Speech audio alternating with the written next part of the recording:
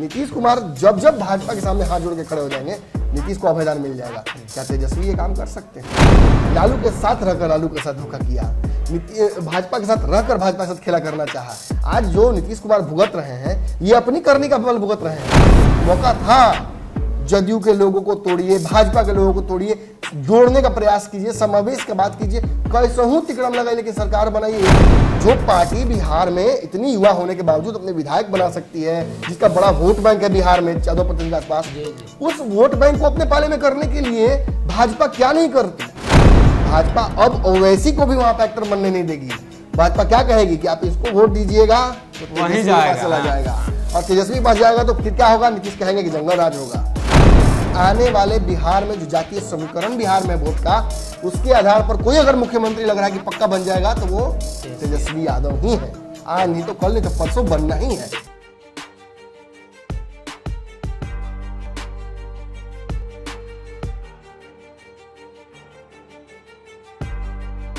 नमस्कार, पंचनामा देख रहे हैं आप, जहां हम करते हैं खबरों की चीरफाड़। एक बार फिर से हाजिर हैं नई खबर लेकर, जिसकी चीरफाड़ की जाएगी। एक बार फिर से राष्ट्रीय जनता दल की चीरफाड़ होगी। लालू प्रसाद यादव लंबे समय से इस पार्टी को सींच कर आगे बढ़ाते हुए लाए हैं। लालू प्रसाद यादव उम्र के उस मोड़ पर पहुंच चुके हैं, चाहे यूं कहें तो राजनीति के उस मोड़ पर पहुंच चुके हैं, जहां से पार्टी के साथ साथ कहीं ना कहीं शरीर भी उनका साथ छोड़ रहा है। ऐसे में पार्टी को तेजस्वी यादव की जरूरत है, लगातार पार्टी के नेता कह रहे हैं। लालू प्रसाद यादव को कहीं ना कहीं स्वास्थ्य सुविधा लेने की जरूरत है। ये दोनों अलग अलग चीजें हैं। लालू प्रसाद यादव ने जो सियासत की, शायद तेजस्वी यादव वो कर पाए, इस पर भी विस्तार से चर्चा होगी। तेजस्वी में वो परिपक्वता नहीं आ पा रही है, या तेजस्वी यादव की बात राष्ट्रीय जनता दल के अंदर वो नेता नहीं मान रहे हैं जो लालू प्रसाद यादव के साथ काम कर चुके हैं, या तेजस्वी यादव उन चीजों को मैनेज नहीं कर पा रहे हैं जो लालू प्रसाद यादव करते थे। कुछ सवालों के साथ शुरुआत करेंगे। डॉक्टर साहब भी मौजूद हैं। डॉक्टर साहब, एक सवाल रहेगा, आपने काफी दिनों से राजनीति देखी है, काफी दिनों से विश्लेषण की है। लालू प्रसाद यादव की खूबियां क्या है? लालू यादव की खूबियां बहुत सारी हैं, लेकिन अगर आप उसे जोड़ कर अगर एक मुश्त पूछना चाहते हैं मुझसे, लंबा विश्लेषण हो जाएगा, लेकिन एक मुश्त अगर पूछना चाहते हैं तो मैं ये जरूर कहूँगा कि लालू यादव ने, अक्सर लोग आप सुने होंगे कहते हुए कि पिछड़ों को आवाज़ दी, जो बोल नहीं पाते थे उनको आवाज़ दी। मैं ये नहीं कहूँगा, मैं इसको उल्टा मानता हूँ। उन्होंने उन लोगों को चुप करा दिया जो कुछ ज़रूरत से ज़्यादा बोलते थे। समझदार के लिए इशारा काफ़ी है जी। एक सवाल और भी रहेगा, तेजस्वी यादव की जो सियासत है, जो राजनीति है, छूने के बाद साबुन से हाथ धोने वाला, लालू प्रसाद यादव उसके साथ बैठकर खुद बाल काटना, ये प्रभाव लालू का था। अरे लालू यादव अगर हाथ धोते भी होंगे तो कोई हाथ धोते उनको देख नहीं लेता था।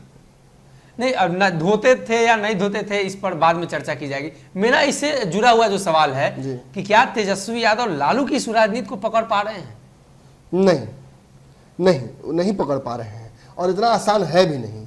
एकाएक उठाकर आप अगर आज विराट कोहली को कह दीजिए कि सचिन तेंदुलकर बन जाइए, तो शुरुआती दौर में तो बड़ा बढ़िया खेल है। आज क्या हाल है? विराट कोहली एक कमजोर खिलाड़ी नहीं है। विराट कोहली एक बहुत ही प्रतिभावान खिलाड़ी है और विश्व के दिग्गजों में उसका नाम आएगा, लेकिन वो तेंदुलकर नहीं है। और एक बड़ी बात देखिए, जान लीजिए कि उसके बहुत सारे कारण हैं। एक, तेंदुलकर जिस वक्त थे उस वक्त दुनिया में बहुत बड़े बड़े बैट्समैन नहीं थे, बॉलर बहुत अच्छे थे।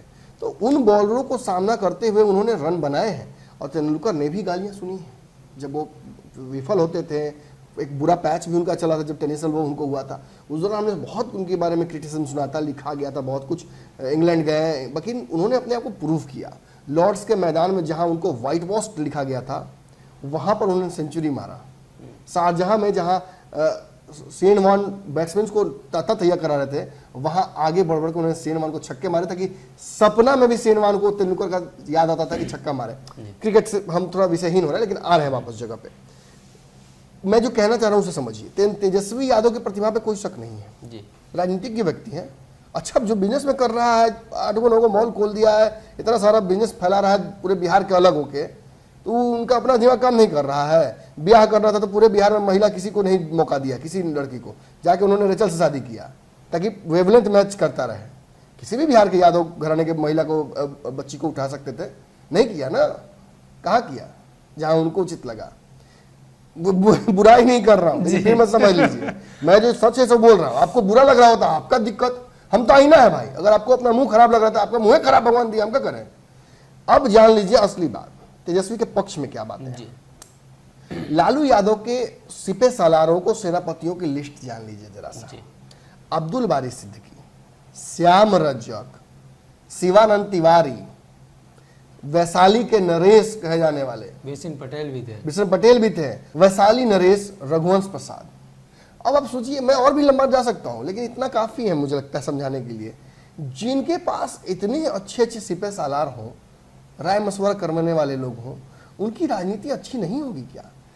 इन लोगों के नामों में आप देखिए सारे समाज का समन्वय है, और आवश्यकता पड़ी तो लालू यादव ने तेजस्वी, नीतीश कुमार और रामविलास से भी बात करने में पीछे नहीं हटे, राय मशवरा करने में। जेपी के चेला के तौर पर जितने भी उनके चेले थे, सभी से उन्होंने बातचीत की, किया वही जो अपना मन सही। भाजपा के साथ भी लालू प्रसाद भाजपा के लोगों के साथ भी मिले रहे थे। एक समय था कि इनको मुख्यमंत्री बनाने में भाजपा का हाथ रहा था। लेकिन एक बात जान लीजिए, क्या तेजस्वी, मैं नाम नहीं लूंगा, आज नाम लूंगा तो हल्की बात हो जाएगी, अक्सर तो नाम लेता ही रहता हूं। तेजस्वी यादव के आसपास के लोगों की लिस्ट आप देख लीजिए। लोग कहेंगे कि मनोज झा ब्राह्मण है इसलिए बड़ाई कर रहे हैं नमन मिश्रा, लेकिन मनोज झा के अलावा मुझे तो नहीं लगता कि किसी को राजनीति का रौ भी आता है। बाकी अब इनकी खूबी है, ये तेजस्वी यादव को कहाँ तक पहुंचा पाते हैं, नमन मिश्रा को गलत साबित करते हैं। अच्छी बात है, करना चाहिए, क्योंकि अब बहुत समय हो गया है। नीतीश कुमार से बिहार की जनता उब चुकी है। एक स्थायित्व जो है वो सड़ांध तक पहुंच चुका है, और इस सड़ांध को समाप्त करने के लिए अगर संपूर्ण विनाश भी करना पड़े एक बार, तो जरूरी है।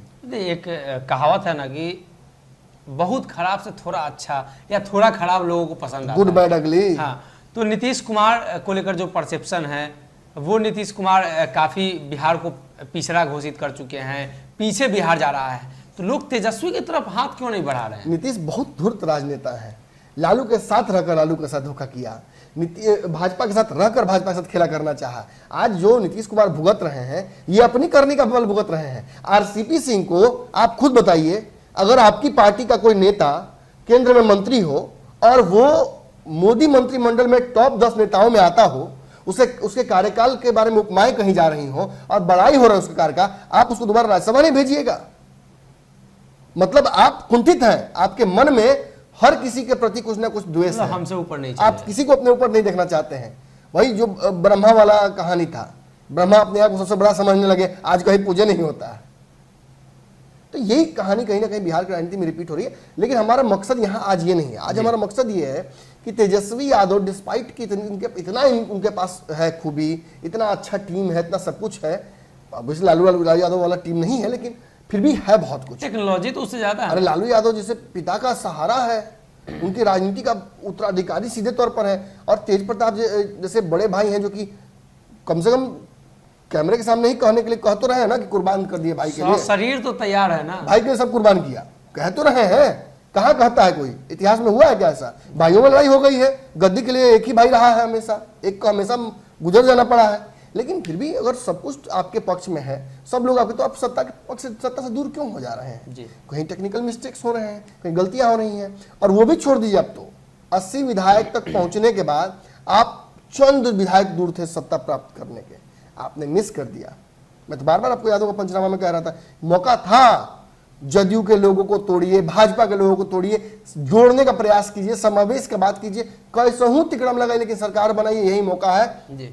जदयू भाजपा पूरी तरीके से आपस में भिड़ रही, लड़ी हुई है। अब दो को बड़ा जानवर आपस में लड़ रहा था, छोटा जानवर को उसी में मौका मिलता फायदा उठाने का, नहीं उठा पाए। लालू प्रसाद कर देते, बुढ़ापे में भी उन्होंने जेल से कॉल कर दिया था। लालू यादव खेला कब नहीं करना चाहे, जेल से जिस दिन छूटे थे लॉकडाउन 2 में, उसी समय ओवैसी को फोन किए थे कि सपोर्ट चाहिए, तुरंत मुकेश सहनी को फोन आया था, यहाँ मांझी जी को फोन आया था। अगर सच बताता हूं आपको, अगर 1-2 विधायकों की व्यवस्था हो गई थी ना, तो ये सारे लोग तैयार हो गए थे।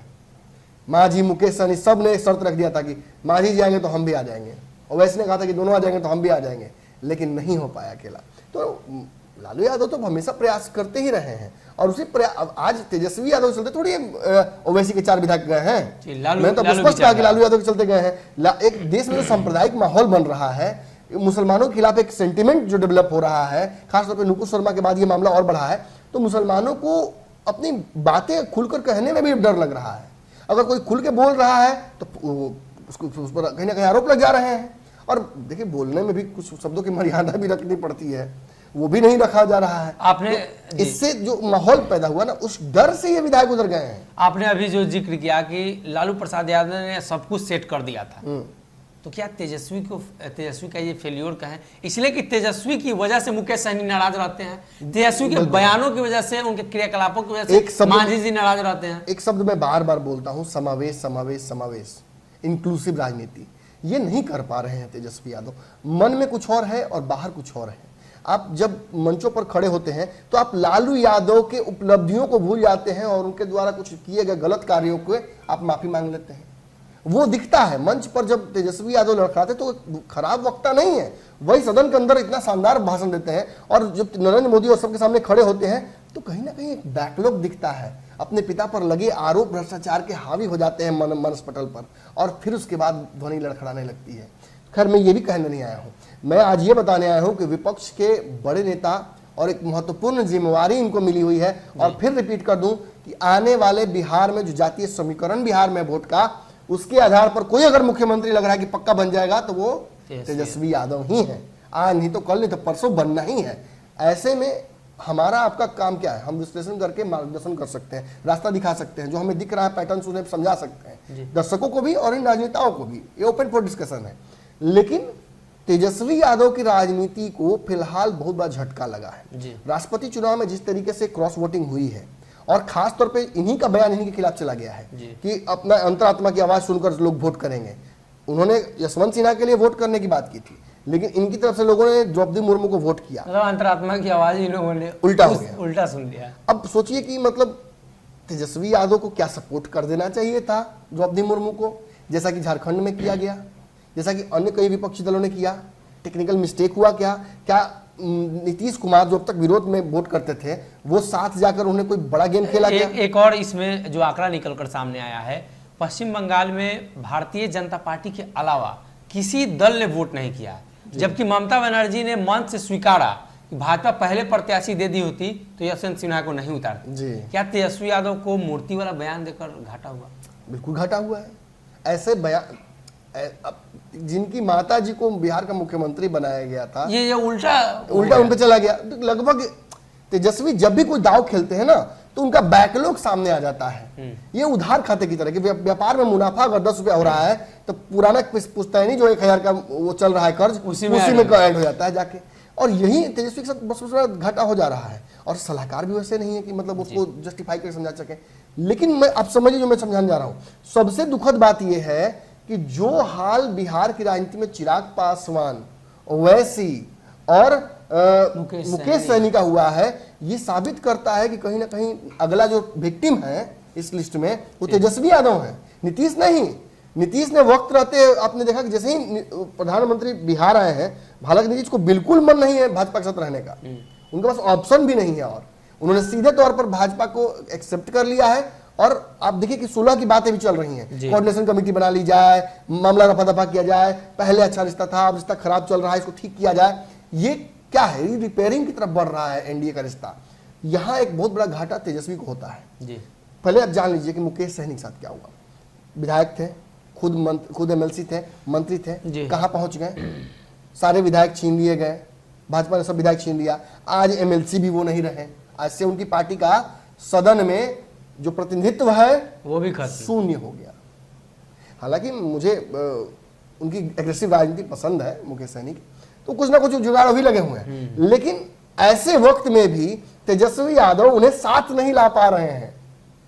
जो पार्टी बिहार में इतनी युवा होने के बावजूद अपने विधायक बना सकती है, जिसका बड़ा वोट बैंक है बिहार में 14% के आसपास, उस वोट बैंक को अपने पाले में करने के लिए भाजपा क्या नहीं करती।